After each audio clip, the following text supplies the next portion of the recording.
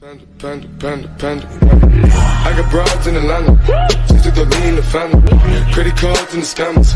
Getting the licks in the band. Legacies. Merhaba arkadaşlar, bugün sizlere Bandicam'den şu farenin etrafındaki sarı simgeyi nasıl yapabiliriz, bir de Bandicam'in ses kaydıyla video nasıl çekebiliriz onu göstereceğim arkadaşlar. İyi seyirler. İlk önce Bandicam'imizi açalım. Buradan en önce şunu göstereyim. Bu en kolayı. Mikrofon şuraya, yani birinci aygıt, buna mikrofon ve şunu en alttakini yapalım. Aynısını buna da yapalım ve tamam diyelim. Tamam dedikten sonra fareye girelim. Hatta buradan da girebiliriz. Buraya gelince sonra bakın burada aslında normalde sarıdır ama ben şu an bunu kırmızı yaptım.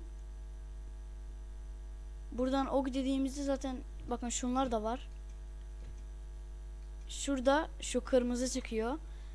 Sağ tıkta yapınca mavi ve şu ses çıkıyor. Ben bunları da kapatayım. İşte bu kadar basit arkadaşlar.